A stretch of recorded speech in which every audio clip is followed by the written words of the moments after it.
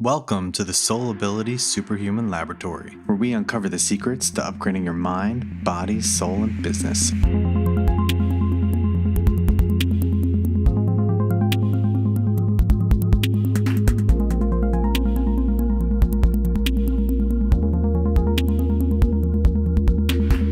I'm your host, Dr. Michael DiMarco. On today's episode, we have Jesse Elder. Now, I met Jesse about a year ago. He's totally changed my life, totally transformed the way that I think about the world, really just opened up my potential. To me, he's like a real life Jedi. People call him a reality hacker. He definitely is. Please give a warm welcome for Jesse Elder. So today we're going to talk about SoulAbility and how Jesse uses SoulAbility in his life and what he's doing now. And let's just get to it because it's really interesting. It's something that I've never really seen before someone do. I've heard, you hear about people like Tim Ferriss. He wrote his book where he is traveling and he's able to live off his supplement company that he started. Where he's living in Argentina, and there's other people that live this kind of like laptop lifestyle. But Jesse's really the first person that I've seen truly living an iPhone lifestyle. Cell phone lifestyle. Yeah, cell phone lifestyle, and it's working, And that's not where he started though. He has an awesome, like a crazy background, a lot of experience working with people, helping them to remove their limitations to. So the first thing I want to ask you, Jesse, is just tell us a little bit about yourself, a little bit about background, what you do, and what you're doing currently in your life. Yeah, man. Well, first of all, super, super honored to be here. And, as this project has, kind of come up in some of our conversations, like just the concept SoulAbility is such a sweet set of syllables, man, because it speaks to, where people are at. And I think what people are seeking, everybody knows that, yeah, there's tons of tactics that you could put together. There's millions of strategies that you can do to get from A to B or B to, to Z. But how many people lose their way and end up doing stuff that doesn't actually feel right to them, but, because somebody else said, hey, this is how I did it, they just copy it. And then you end up like bastardizing your soul's mission. And that sucks. So, and I've experienced tastes of that too. So, in a nutshell, so I was this super shy, homeschooled kid, and I wasn't shy around adults. I felt like, probably my parents' friends were kind of my friends too. But I didn't really have a lot of friends that were my age. And then I got into martial arts, and martial arts really gave me a huge outlet, socially, but also physically. And it really taught me some great lessons. And what it did, looking back, is really helped me to fall in love with learning.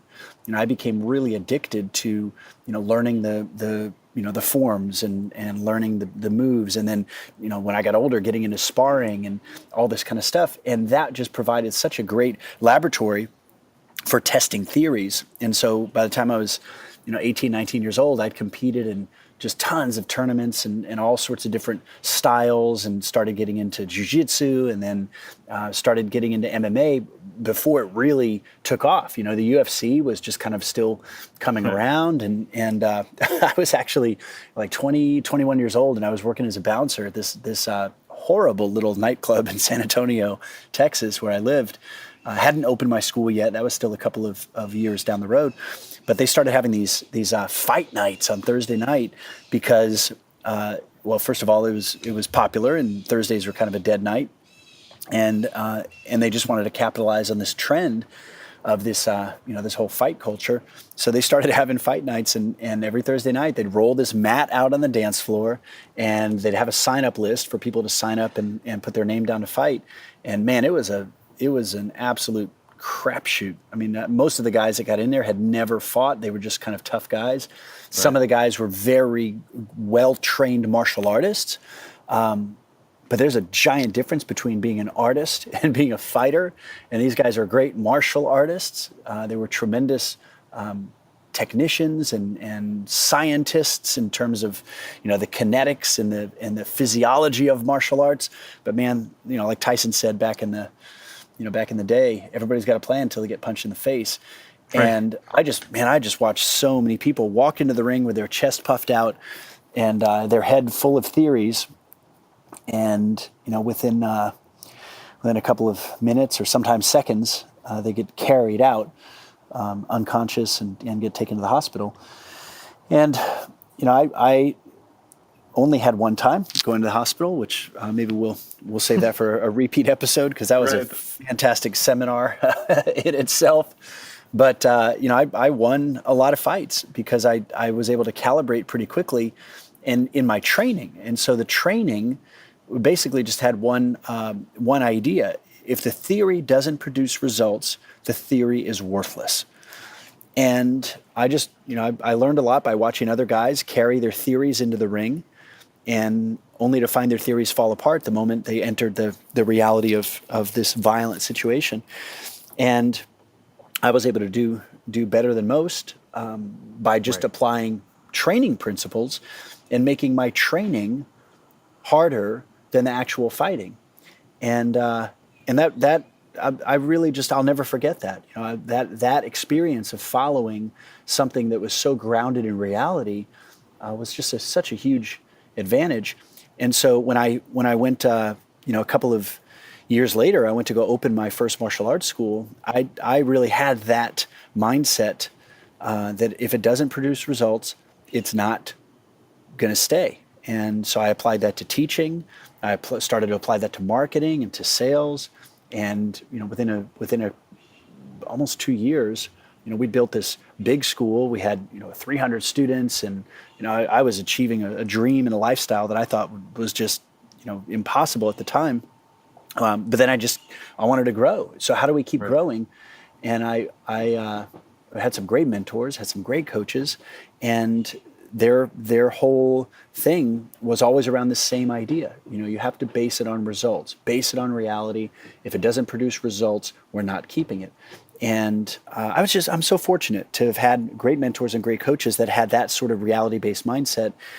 And that was the same thing that I did with my team. We'd have a team member that would come up and say, I'm going to have a great week, sir. We're going to hit our numbers this week.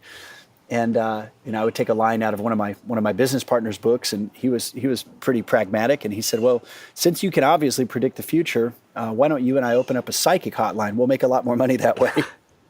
That's hilarious. Yeah, and I mean, obviously the mentors, that makes a huge difference, right? It's like if you look at any superhero, any person in history, they've always had that like mentor that really helps them shift their mindset, shift their thinking, or really develops the thing that was already always there. Right? Dude, so, you just nailed it. The thing that's already always there. Love that. Right. Yeah, and I mean that's like, maybe you had to be physically ready to get in the ring. You had to be physically ready, mentally ready to be able to do those things. Like you had to be physically able to do it. Right? So one of the key tenements of like SoulAbility, I mean, is you have to be physically capable of actually doing the action that you're telling yourself to do, right? So when people go in the ring, like that, I know we've spoke about this in the past, or I've heard you talk about it on a podcast or something, where you would have this visualization that what's going to happen before you get in, what moves you're going to make, what you kind of picture it in your head, right? You visualize. Yes. So we always hear about that, like people talking about visualization and, meditation, and this kind of the secret life, right? Yes. Or the book The Secret, where people, if you think about it, it's going to happen. But then we have other people talking like Tony Robbins that say you have to take massive action. Mm-hmm. But what's really interesting, and I've noticed in a lot of people that are successful at anything, whether it's like sports, athletics, money, they had to be physically ready. There's always some training involved to get you to the point where you're actually able to do those things. Yes. Well, and this is the what I love about this whole concept of SoulAbility is that it has ability built into the title. It's not soul intention or soul desire or soul potential. Those words, like once you're past 6 years old, the word potential is kind of meaningless. It's just another way of saying you haven't done anything yet. Right, exactly. And there's so many people that waste their potential because of maybe they have these like limiting beliefs or these thoughts that they allowed other people to put in their head that they weren't good enough or something, or they couldn't do it, or the same thing I'm sure you probably hear all the time. Everybody has excuses about why they can't do something. Mm-hmm. And I mean, if I had that for a long time, I think when I was younger, I didn't have that when I was really young. And then, you allow your imagination to run wild. You think about things. And when you're trying to gain acceptance and from other people, whether it's in school, or from your parents or friend, you're trying to make friends, you kind of try to fit this mold about what you think that they want you to be. Mm-hmm. And I think it takes sometimes it takes a lot to break those beliefs about yourself that Yes. that have been conditioned over such a long period of time to where you can actually be who you really are. I agree. It Yeah, does. It takes a lot. I think something really unique about you is that, you say you never took a test in your life except for the one test that you did take because you never actually went through regular public school, or the traditional schooling. Yeah. And yeah, can you talk about that for a little bit? Because I think Yeah. that's like something where a lot of people have gone through that actually helped create a lot of these limitations that they have, where maybe you have different limitations, Yeah, I think, and we all have a path that ultimately is perfect for why we're here, and that may sound a little, metaphysical or kind of woo woo, but the truth is that every single one of us, we're on our own freaking journey. We're on our own unique path, and there's no two people that are created exactly alike. It's like snowflakes, man. We really are unique. We are individual. And that being said, my particular path turned in a way that, I happen to be born into a family with, my dad is a career school teacher. And one of the decisions that he and my mom made is that, hey, our kid's not going to go to school. We want him to have a different experience. And so I really had a self-directed education my entire life. And, once my chores are done in the morning, it's kind of like, do whatever you want to go do. And that may sound like just this laissez-faire education, like just let the kids run wild. Mm-hmm. But two things, two things that I can absolutely see in retrospect. Number one is that the basic human desire is to grow. And, if you hijack your limbic system, and especially for kids, you put a child in front of a TV where there's just so much overload, it's like, you're just giving somebody sugar. You don't have to try sugar over and over to realize, oh man, that tastes really good, I want more. But it's not a natural thing. The sugar, the way that it's processed, is not a naturally occurring substance. For that matter, neither is cocaine. So just because it comes from nature doesn't mean it's good for us. And same thing for TV and games and stuff like that. There's a place for all that, but the basic human desire is to grow. And that's one thing that I'm very appreciative that my parents kind of did, was create this environment where I could just be exposed to lots of different things and find the thing that I wanted to do. But they also were very, very smart in choosing the options that were available. So, my dad had come home from teaching, and there'd be all these books on the table, and he would, he would basically just kind of point to the books and look at me and say, Jesse, you read whatever you want, and he'd walk away. And man, I remember feeling so much freedom, like, oh my God, I can read anything I want to. Well, looking back, and I kind of teased him about it years later. I said, Dad, that was really genius, man. You let me make up my own mind, quote unquote, but you're the one that chose the titles that were on the table. Mm-hmm. And really, Iliad and the Odyssey, I was like 7. Yeah, I think that's like super interesting because I don't know. I think a lot of people, especially myself, whenever we're told to do something, like you have to do this thing. Oh my God. It could have been the same exact books that your dad had. Yep. You just don't want to do it. Takes away your desire. There's always that temptation to resist, because you want to make that decision. Yep. Especially successful people, like people who are got like geared towards leadership and success. Like you have that personality where you want to make the decisions, like you want to guide your path. Yes. And when someone else is doing it for you, it just doesn't feel right. Yeah. Yeah. Absolutely. And that's what I would presume for the listener, if you're listening to this right now, and you are attracted to a title called SoulAbility, it's because you know that there's a piece of you that is indomitable. There's a piece of you that is uncontrollable by anybody else. There's a piece of you, the largest part of you, that is not here to fit in. You're not here to conform, but neither do you have to live life as a total rebel, just pushing everything else away. You can actually create your own reality. You can create a life that is in exact accordance with your particular vision, your particular values, and that expresses your unique individual voice. And that's really what it comes down to. So, the ability to listen to that inner signal, Mike, I love the way you put it, that secret life, that idea, whether it's through visualization, meditation, journaling, writing, some people get very clear visual images like, whoa, that's an idea.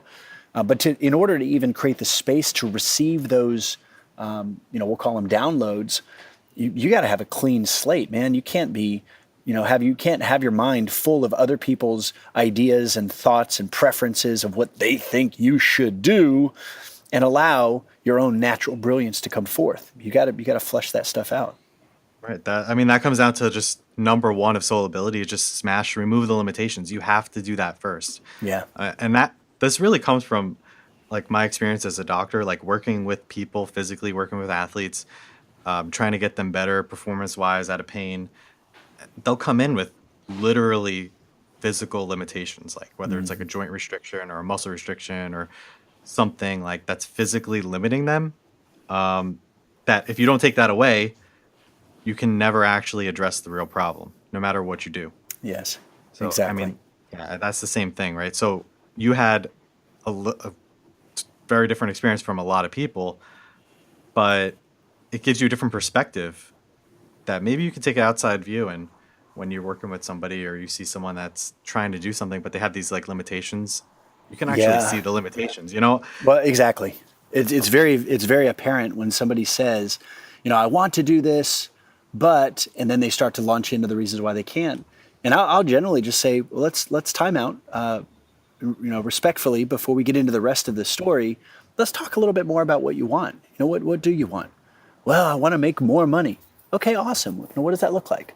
Well, more money. Okay, that's fantastic, brother. How much more specifically are we talking about here? Well, between $550 billion a month. Okay, cool. Okay, let's narrow that down a little. How much specifically? and once people get specific, which is, that tends to be the real, that many people don't even reach that point. But once you get specific, then your brain can do what it does best, which is recognize patterns and start to figure out how to get the things that you actually want. Once people get clear about what they actually want, man, that stuff shows up really, really quickly. And I think they really have to, in order to know what they want, they have to really say, identify the why. Like, why do they even really want it? And a lot of people don't go deep enough into their why, I feel like. Yeah. So they'll just ask the basic, well, more money it'll make me happy, or it'll make things easier. But you have to really understand why it would make those easier, why it would make you happy. And that's really common, I find, with money. And it applies to everything. And I think people overestimate most of the time about how much money they would actually end up needing to be happy. Big time. Big time. If you use not like the average person in America, let's say they make $50,000 a year, which may be overestimating a little bit. At the end of the day, they don't walk away with $50,000 a year. Right. It's more like 35 or 36,000 or something like that after taxes. Yes. And then after they pay rent and basic needs like food, like basic food, not going out and splurging food. Mm-hmm. How much do they really have left? And a lot of people are happy with that. And they say, $70,000 a year is where people kind of peak out at happiness, which For me, I don't think that's definitely not true for me. I think that's a good number for. But it's a good number for for general, the masses, right? you know. For the masses, but after taxes and everything else, at the end of the day, per month, it's not really that much. You don't really need as much as you think. No, So that makes the goal a lot more obtainable. big time. Right? Big time. And I think also when we allow ourselves to release the need for so much stuff, and yet engage in this active appreciation of the things in our life, which includes stuff, it's this sweet irony. It's like when you need less, but you appreciate more, then oh my God, more stuff just flows into your life. It's amazing. Yeah. And I think so what you're doing right now, where you've been traveling and basically living and doing business and off your cell phone, and that's it. Yep. Like, I saw you a few weeks ago in New York, and you only had a backpack. Yeah. And you've been traveling. I'm assuming everywhere like that. And Yeah, it was a pretty awesome tour. It was 19 cities in 6 weeks. Yeah, that's amazing to do with just a backpack. Well, technology is so good now that we can, if you've got a message or you just want to connect with people, you literally can do it from your phone. And I don't do a lot of webinars anymore. I do a lot of Facebook Live, which is all done from the phone. And it really comes down to you. It comes down to the individual and how in touch you are with the people that you're connected with, whether that's your job, that you're receiving a paycheck from, which is nothing wrong with that. That gets demonized a lot. A lot of entrepreneurs are like, "Oh, I'd never have a job." Are you kidding me, man? I can think of tons of jobs. They let labels, Yeah, they let labels kind of like define the thing. Yeah, exactly. Instead of what it actually is. Exactly. Exactly. But if you're in touch with the job and your team or your employer, or let's say you're an entrepreneur and you're in touch with your team or you're in touch with your employer, which is actually your customers, then you can make impact and you can do whatever you want kind of from anywhere. And if you love doing physical stuff, then do that. But it really just comes down to personal preference. And this actually links back all the way to the beginning of the show, that if we look at somebody else and we say, that's the way I have to do it. Right. Well, no. I mean, with mad respect to Tim Ferriss for what he's created and the number of people that he's helped with his writing and just his general worldview. But there is a premise in the book that suggests that the form of wealth that we're looking for is money, and so your 4 hours have to produce as much money as possible.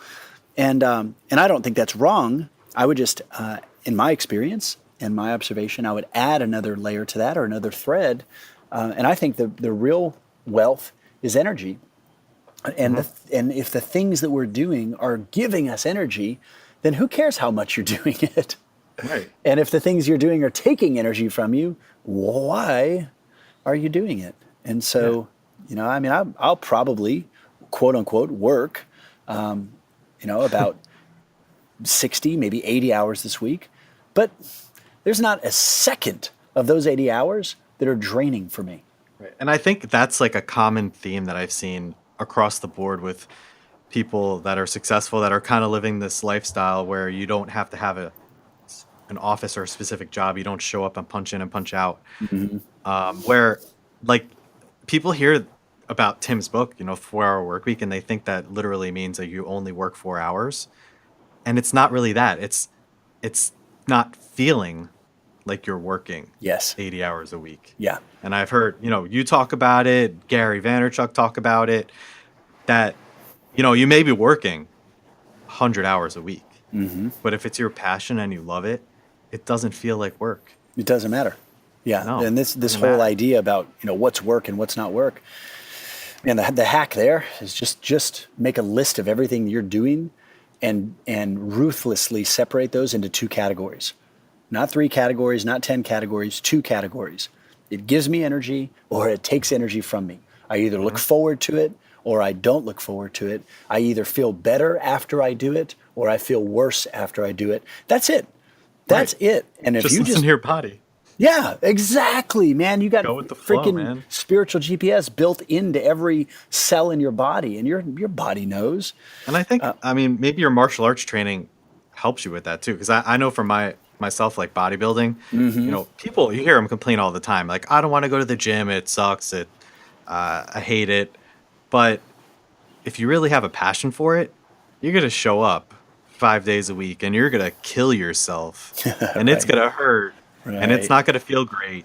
But you know that you just love it. You may not feel good while you're doing it.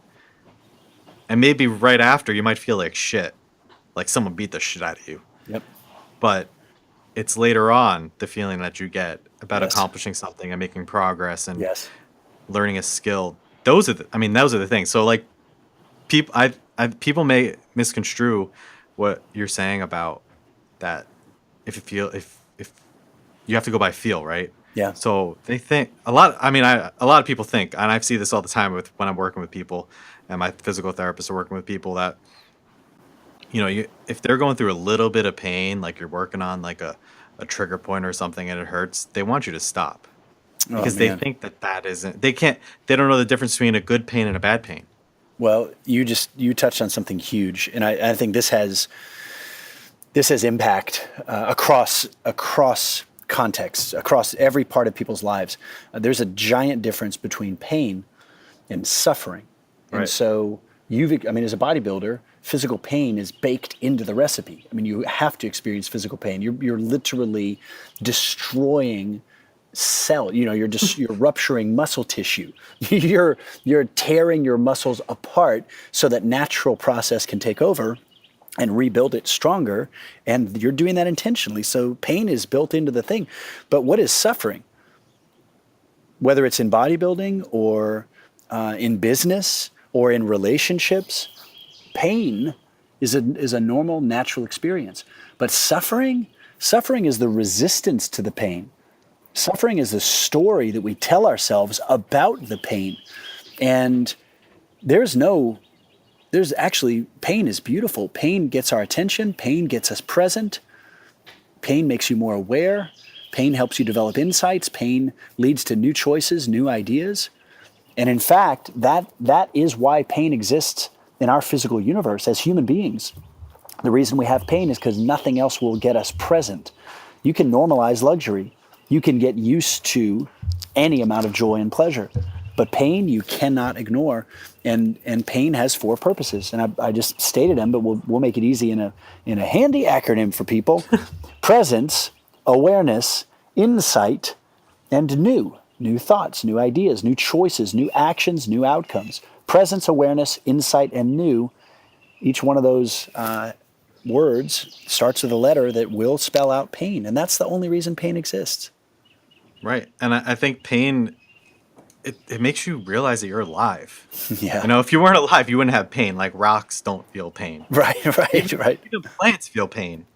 Yeah. I mean, that's a lot of people don't really get that. They think plants feel nothing and Yeah.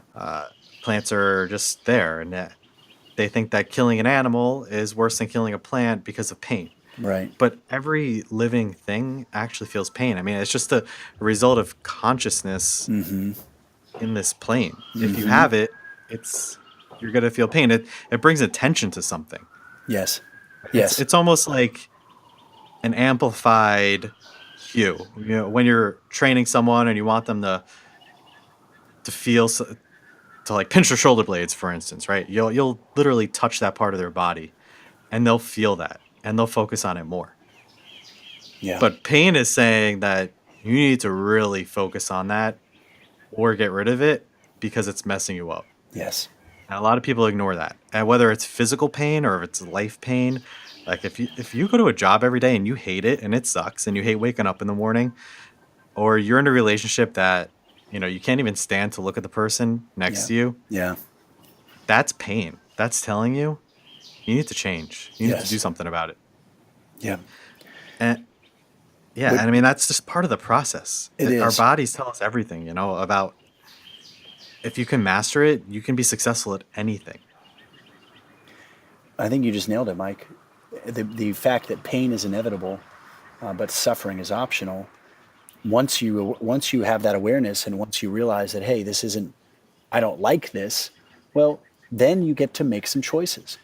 And the challenge with so many people is that you're raised to think that your choices are actually secondary to other people's. I mean, it doesn't take too many times as a 4, 5, 6-year-old child when you realize that you have to ask permission to go to the bathroom. Like, what the hell? Like, what? Yeah. What does that teach you about about the validity of your own desires? Or that you did a painting wrong. I was asked one time to judge an art contest for kids. Right. At this school that I was my martial arts school was located next to, and they were asking for local figures to judge this thing, and I just walked in there and I looked at everything and I said, I'm not your guy. That's not, like, I'm not. How can I say this one's better than that one? This is a unique creative expression from a beautiful perspective, the individual perspective of this child. And you want me to say this one's better than that one? According to who? Who am I to judge that? For that matter, who are you to judge that? And they didn't like that very much. But right. It just comes down to your preferences matter. So if you're at that job, what's that? Art is really interesting that way, because most of the famous artists that we know of now, like Picasso and Michelangelo and Leonardo, and I mean everyone, they really didn't get recognized until after they died. Yeah. You look at Jackson Pollock's stuff. I mean, Right. people, it just looks like splatters on a page to some people, but to some people that's like the most beautiful thing that you can possibly have created as a human. It's perspective, and maybe perspective changes as time goes on, and society thinks differently, and so you can't. I mean, I don't understand how someone can judge an art contest, and it's similar in bodybuilding too, and that's really that's like the thing that made me disinterested in it, because once I stepped on that stage, and then I had somebody else. Once I finally did it, because I didn't think I was good enough to do it. And I had somebody else telling me that all that hard work and dedication and my passion wasn't good enough based on their opinion, not facts, not reality, just their opinion for that day, or because it's very political, right? So like what coach paid them, or who they know, or whatever it is. To have that person tell you you're not good enough, that doesn't sit right with me. And that's why I love entrepreneurship and starting my own thing, and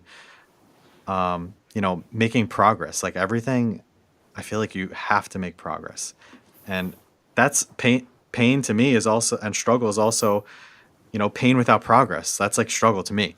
Oh man, that's a Right. that's a t-shirt right there.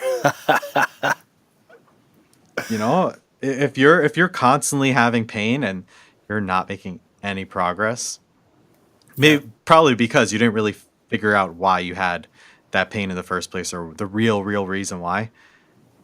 That's the worst thing that can happen. Yeah. That people end their lives because of that. Yeah. And if they could just go upstream a few steps, they would realize that that's a result of choices. Right. It's simply a result of choices. And if you going back to that person who is, going to a job that they don't like, and they hit their snooze button 8 times, and they take sick days because they get sick, and all this other stuff. If they can just honor some of the feelings that they're having and say, you know what, my feelings about this matter. My feelings matter. And, actually don't like this job. And that doesn't mean that they need to, pull an office space and walk in and throw over their desk and, Right. screw you, screw you, screw you. You may feel like it, and that probably would feel really good. But you could just notice it. You could just say, you know what? I realize that, hey, there's a lot of ways on this planet to earn money. Right. And you know what? I'm going to start being open to some other ways. And they can start listening to, they can listen to this podcast. They can listen to, Ryan Moran. I talked about him, a Yep. great entrepreneur, Freedom Fastlane. Listen Mm-hmm. to Gary Vee. Find somebody who's a mentor that is has actually done it, and B, has a way of communicating that you find engaging, entertaining, inspiring, enlightening, illuminating, galvanizing, whatever it is, and then just say, you know what, I'm going to add that to my mental diet. And I'm going to start weaving that in when I'm on the subway, or I'm in the tube, or I'm in an Uber, or I'm driving. I'm going to put some of that stuff into my head. Maybe you can just forget about politics for 30 days and then just vote on yourself. How about that? Right. And I think, so one of the things that people, they don't really ask why they're not satisfied, why they hate their job in the first place. Right. It's maybe even just a really selfish reason about why they hate their job, or they're not even asking the right questions to their boss. And not everybody, I don't hate to say it because it's true, that not everybody's cut out for entrepreneurship or doing their own thing. Like, Yep. being part of the team is not bad. It's not horrible. No, it's actually how the world gets built. Right. Not everybody has to lead the team. Like, my whole life, I've always been kind of that. I felt like you, right? I never really had a lot of friends my age. I felt like I connected more with people that are older than me, people that were, like my parents' friends, or people that are 10, 15, 20 years older than myself, always, even until this day. Yeah. Actually, it's getting less and less lately because people older than me are starting to resent me for my success and my age. So that's a really interesting thing, but that's a separate podcast. Yeah. But people, they think that they have to quit their job and lead the team, but being part of the team, most people want to be part of the team. Like, team sports were never my thing. You talk to probably 90% of male Americans, they played sports, they love sports, and there's a reason why. Not everybody's going to be that 10% that wants to lead. But being part of the team, being the quarterback, being the wide receiver, being whatever your position is, and doing it to its absolute potential is critical for success of that team. Facebook wouldn't exist if it was Mark Zuckerberg alone. Right. Exactly.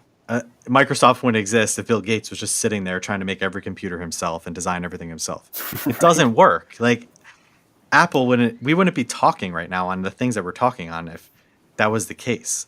Exactly. Not everybody's going to be the Renaissance man. And yes, you can do a lot of things, but it doesn't mean you have to do everything at work. Like, you should have passions. You should have things that you're interested in. Yes. And maybe that's how you maintain happiness. That's how you grow. It doesn't always have to be a work thing, No. For me, bodybuilding was my thing for a long time. Nutrition, health, fitness. I wasn't always successful. No one was really. You start from somewhere. You always have this. If you're going to be successful, in your mind, in the back of your mind, I feel like you always know you're going to be. You always know there's something there, that potential that you're supposed to be achieving that you're just not. Mm-hmm. And when you finally allow yourself to move in that direction, it feels better. Right. And I think this is also one of the biggest things that blocks people. We're so taught to look for the fireworks, and we're taught to look for breakthroughs, and you once you make the decision, then everything's better. Well, how about just feel for those slight improvements and even celebrate those slight improvements? And when you start to move in that direction, you realize that, wow, this feels a little better. I wonder what I can do next. Yeah. Wow, that feels a little better. I wonder what I can do next. And in 30 days, you can have an entirely new experience of life. We just have to, our culture doesn't celebrate those small wins very much because it's not good enough. And yet, and people say, well, I guess I'll just make a 5-year plan. You can actually do it in like the next 90 days if you want to. But it just is being even open to that possibility. Right. Like the 5-year plan, that never really worked for me. Yeah. Because me neither. One of my, he's like one of my mentors. I haven't really talked to him in a while. Bodybuilder Evan Centopani. He started with nothing, right? He was a fat kid. He was the fattest kid in his school. And now he's stepped on the Mr. Olympia stage. He's one of the best bodybuilders in the world. He's super fit, and he isn't just like a bodybuilder. Like we had this joke when I used to work at Animal that they would call me a Connecticut bodybuilder based off of Evan because I was so interested in like, you know, eating healthy fats and raw milk diet and paleo and kind of the health aspect of it too, and not just the way you look, getting big and getting ripped. Right. Which Evan is super into. He's super mindful about that stuff and a lot of things. Like this guy, he doesn't even use regular soap. He uses like an olive oil based soap to wash his body with. Super into it. Yeah, super into it. And he said this one thing one day that I'll never forget. Like it repeats in my mind like constantly that God laughs at the man with a plan. Oof. Always. Like you have a plan, you think you're going to go somewhere, and maybe it doesn't happen exactly the way that you're thinking about it happening. You know? And a 5-year, 10-year, 20-year plan, you have to live like today is the last day. Yes. So it may not happen. Without question. Logic gets overused. Logic is people want to logically plan out and plan for every variable, but and it's scary for people to think that there are variables that they don't know about. But that's only scary if you don't trust yourself. When you develop a high level of self-trust, when you develop a high level of self-acceptance, self-appreciation, self-love, then you actually realize that, you know what, I can't screw it up. I cannot get this wrong. And as long as I keep my wits about me and as long as I stay connected to my intuition, my inspiration, and my adaptability, those are actually the 3 pillars of this new currency. Like the new currency, the new wealth really is intuition, inspiration, and adaptability. Skills are great, and you'll figure skills out. But to try and plan ahead for everything, the surfer generally only knows that the wave is heading toward the shore. Like that's the one variable you can count on. Yeah. Everything else is calibration. Yeah, and I think it's better to be ready for the skills, ready for the wave, by removing the limitations, giving yourself a new software, and then trying things, like optimizing your potential, like opening up the floodgates. Yes. Like if you don't open up the floodgates, you're not going to the whole river is not going to flow out. You have to literally take the limiters off your car. Yes. If you want to drive it as fast as it can go. Completely. The potential just isn't there until you do that. And if you're not, that's why, if you're ready for it physically, ready for something mentally, you can take life as it comes and adapt to those things and not totally freak out. Like that stress is not going to kill you. Right. And the way that you've been doing things the past few months, I think it's, it 100%, 1000% is the definition of that. Because everything that I've seen you doing, it's kind of just going with the flow, the next thing, without having crazy, basically a business plan. Like I hate business plans. Right? Yes. You have to write this thing out that is supposed to document what you're gonna do, how much money you're gonna make, how many people you're gonna see, for the next 1, 2, 3, 4, 5 years before you even open. Yeah. How do you know the answers before you even open? Right. Like how the fuck do you know that? You don't. You just don't. But the power of the business plan is in the planning. Like the power is in the moment that you're writing everything down and it becomes real in your mind, and you write it down as a number or as an event, and you're writing it down. And when you're in that zone of writing shit down, that's when you have power. That's when you're plugged into source. That's when you have access to cosmic Google and you start getting ideas about, oh, well, if I do that, then I can do that. And but the thing is that once that's done, it's dead. And you might refer back to it if some of that original energy is there. But the real power is in the planning, not the plan. So how about just this? Every week, just give yourself 20, 30 minutes, 40 minutes, whatever, and then write that stuff down. I found that to be the most powerful planning that I can do is just to say, hey, what if I did this? What if I did that? I mean, the last program that I launched called Pocket Video Mastery, the idea came when I was literally with you in New York, and we're walking around and we're doing, pictures, and we're acting basically like a couple of kids just having fun, like Ferris Bueller's Day Off. We're like, this is awesome. And we're talking business strategy. And then we go back and having fun and then all this stuff.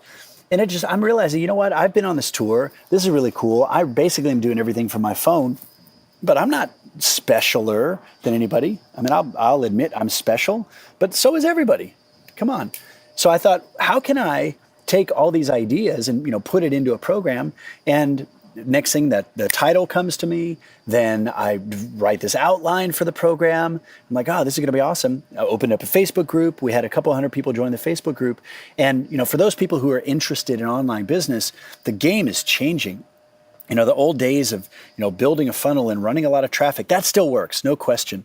But when you have a connection with people that transcends the tactics, and it's like you care more about the people than you do about the profit, then, I did this live stream video to the Facebook group with my phone. How inauthentic would that have been to have sold a program called Pocket Video Mastery from a giant professional studio?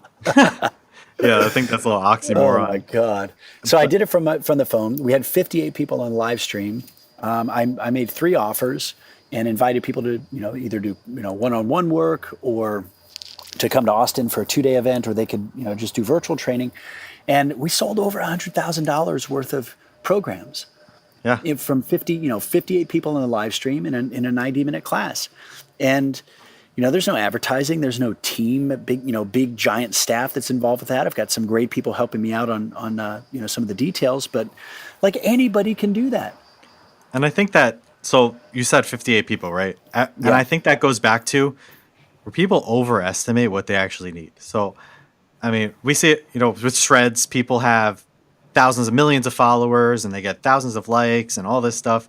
But at the end of the day, and me personally, I love the smaller crowd, the smaller events, the smaller things where you can actually affect the people. You go a lot deeper, right? You're affecting the people more deeply than you would with these huge numbers. Yeah. And it just means your content has to be just better. Because it's gonna be better. Because you're literally working with the people in front of you as you're doing it.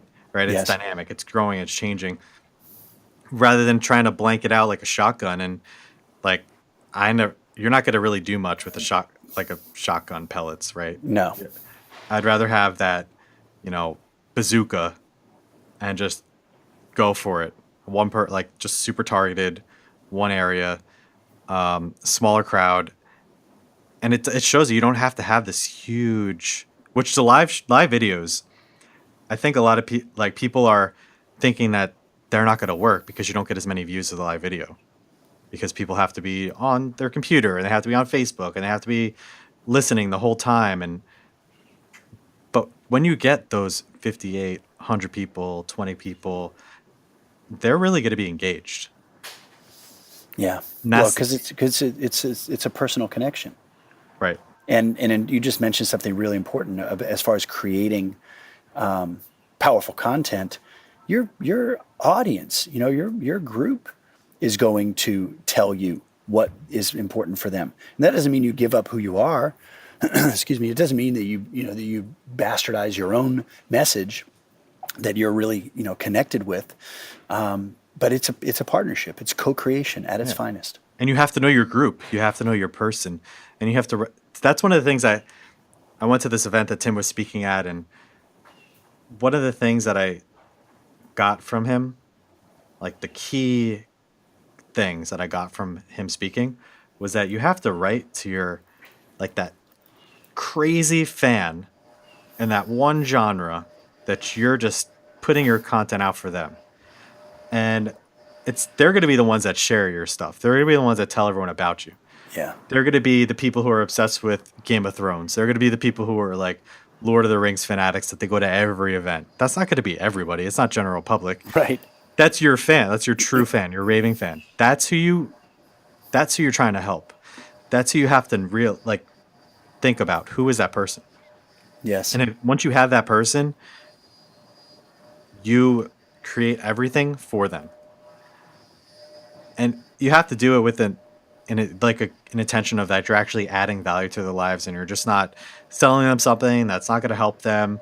So I think that's one of the problems with the entrepreneurship space now is, I go on Facebook and I go on my LinkedIn and everyone's an expert. And then you try to see what they've done, who they've helped, what they're actually doing now. Mm-hmm. And they have never done anything before. They don't have any evidence. They don't have any results. And when you hear them speak, it's like they're just saying somebody else's shit. Right. Like, right. Yeah, because it worked okay for that person way back when. right. And maybe that person didn't even do it. It worked for somebody else. So they're just telling you. You have to try it. Like we were saying before, like you have to find yourself, your authentic self. And that's what SoulAbility is about, is letting that the real you come out. Because the real you is going to be different than the person sitting next to you. You can take lessons from other people's success and they can help guide you. But at the end of the day, you can't just copy. No. It never works. Copying is probably one of the worst things that you can do to yourself. Yeah, it is. In every way, not just in marketing or business. In every way. In every way. Like, do you have that? Yeah. It's like Jerry Garcia, the singer for the Grateful Dead, and I'm not a Deadhead.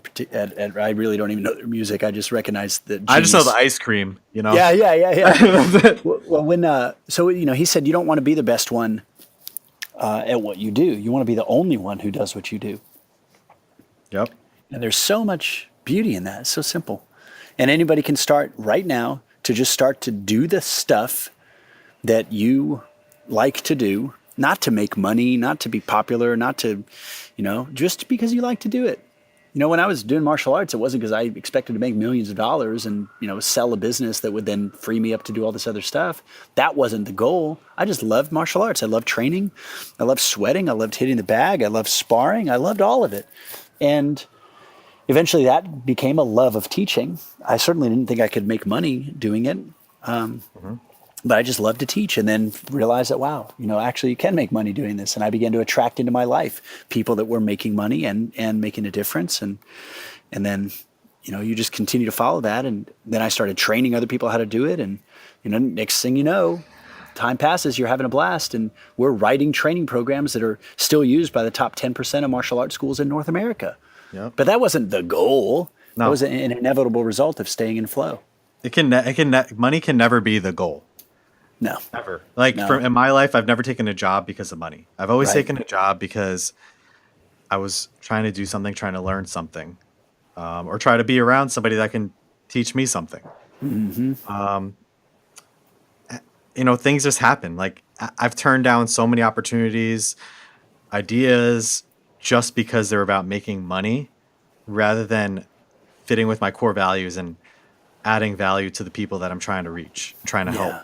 Isn't that simple? Yeah, and it's that simple. Like, you just have to be authentic and just try to add value, really. And you don't really know what you want to do until you do things. You have to follow your curiosity. For me personally, learning that I like to help people be better, progress, be more successful in anything. That's where my path has led me to right now. And it didn't just happen. Becoming a doctor and helping people get better physically, that helped me. Bodybuilding and learning how to progress in my physical self and teaching people how to eat right and those kind of things, that helped me. All these things in my life that I've done helped me realize something completely different than what I started with. Yeah. But helped me realize my why. Right? So people might be doing something that they love or they think they love, and it's going to have an end. But if you really figure out why you love that thing, why you love doing it, why you love whatever it is, the real why, you can find something else to keep it going, to keep digging deeper. And that's for me, I think that's what life is about, is figuring out your why, making progress, and just keep going deeper down the rabbit hole, right? Just trying to learn as much as you can about right now. And we're not going to know it's totally impossible. We're never going to know everything. Thank God. I mean, as you say, right? You don't know what you don't know. Right, right. You really don't. That And that's the beauty, though. That's the adventure. That's the fun of figuring out what's the best next step for me. And that's all you have to do. Yep. And I think the number one thing is getting started. You have to ask yourself the right questions first. For me, it took me a while to actually get started. Mm-hmm. Like physically get started, like doing the. I spent a lot of time preparing.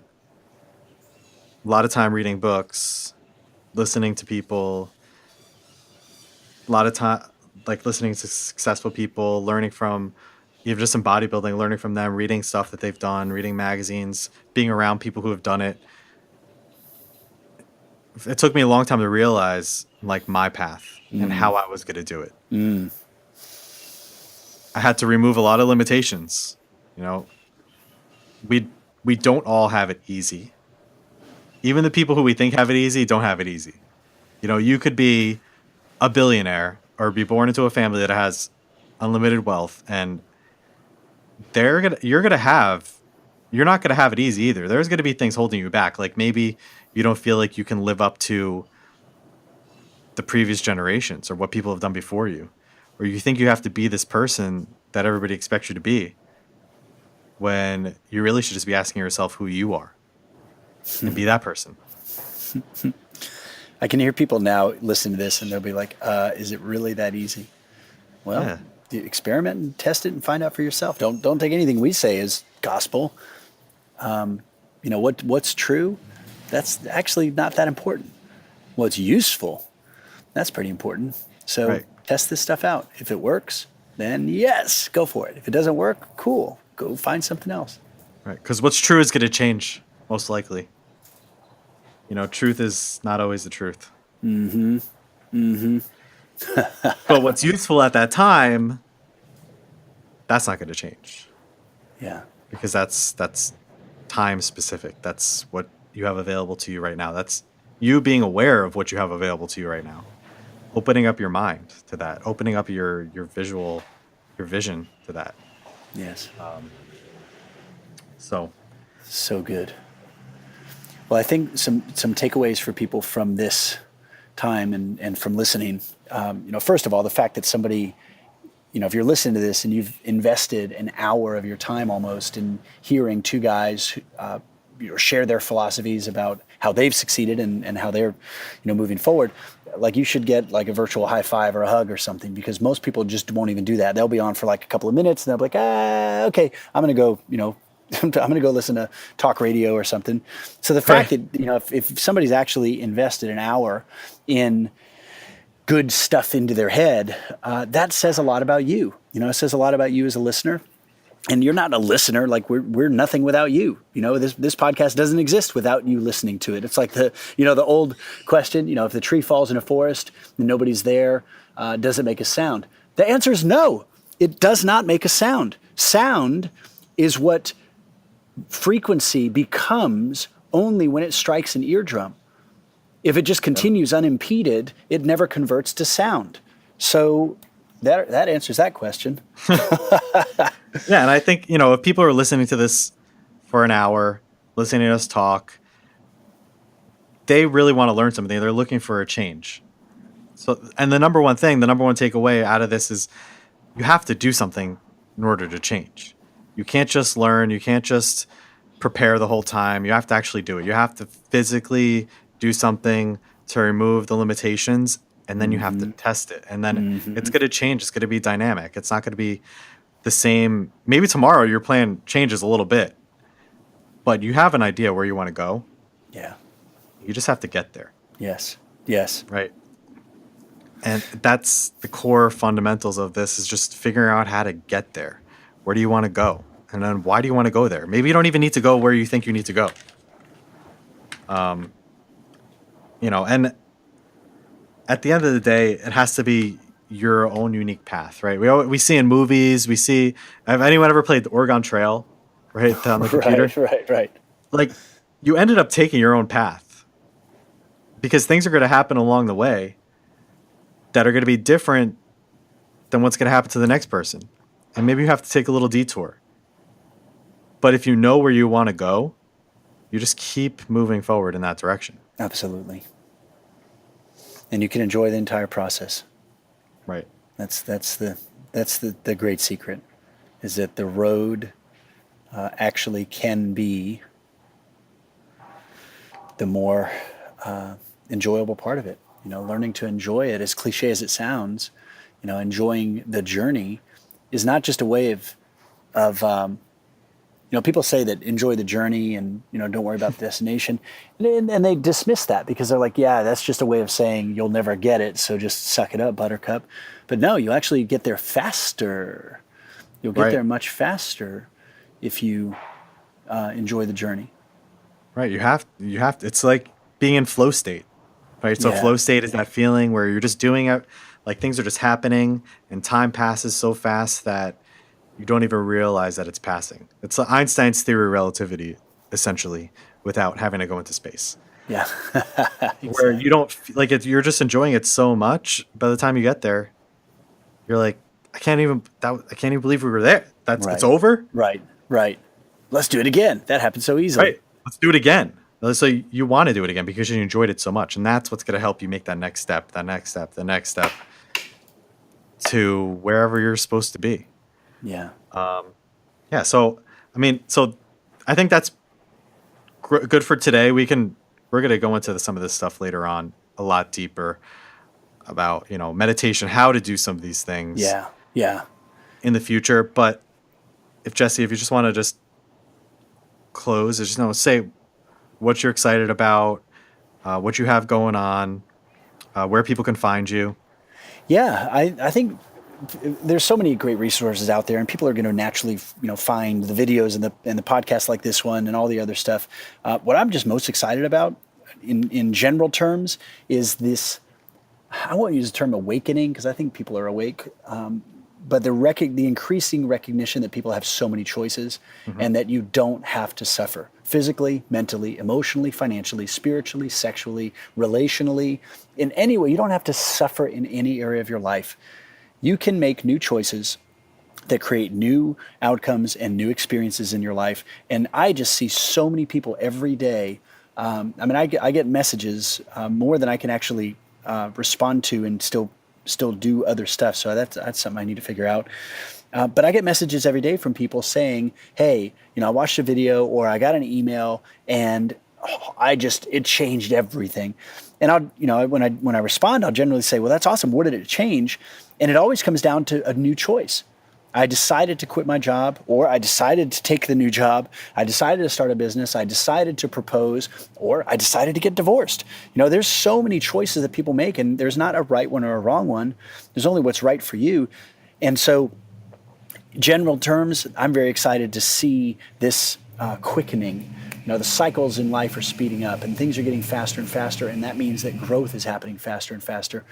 In specific terms, what I'm very excited about is we just have so many awesome Facebook communities. We've got all these micro tribes. We've got ethical cult building, for people that have a message and want to get the message out there and make a difference.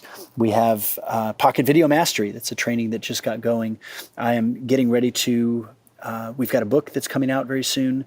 I have another tour that's in the works, and there's just so many cool things that are happening. So I would love to connect with people, and they're welcome to just visit jesseelder.com, sign up for the daily Mind Vitamin emails. I'm also very active on Facebook, so just check me out on Facebook, and would love to see everybody there. Yeah, I highly recommend checking out his Mind Vitamins and his videos. You're going to learn a lot. It's definitely, I've had people that I've pointed that Jesse's direction. Actually, my buddy Chris, who ended up he's rocking inadvertently introducing me to you by bringing me to somewhere where you were speaking, and he started listening to your stuff online and Facebook, and he's like, dude, everything's like totally changed for me.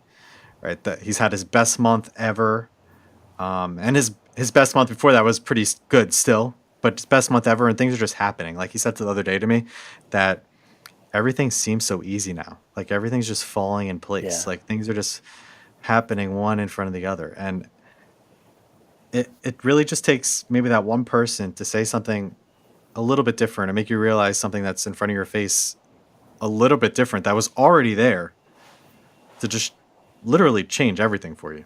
Yeah. Yeah. Well, it's like they say, when the student is ready, the teacher appears, and all of a sudden, then there's just like, you just get in the zone and you start to see things and hear things, and it just gets better and better. So happy to connect with anybody on Facebook or on the emails, and who knows, when the tour kicks through, then we might connect in person. Yep. I think that's a good place to end it. Thank you, Jesse. I appreciate you.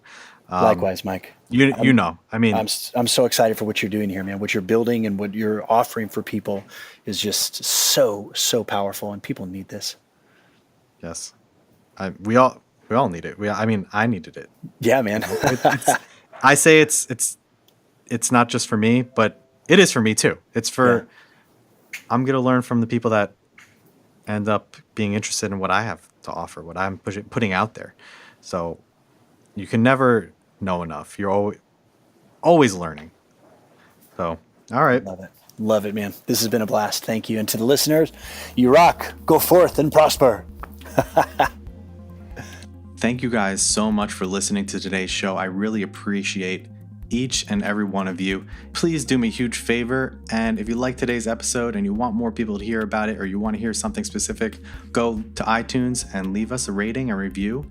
Or you can also connect with us on Facebook, and if you message us, I'll answer you. I'll answer any questions you want. Thank you so much, guys, and I look forward to growing and expanding my universe with you.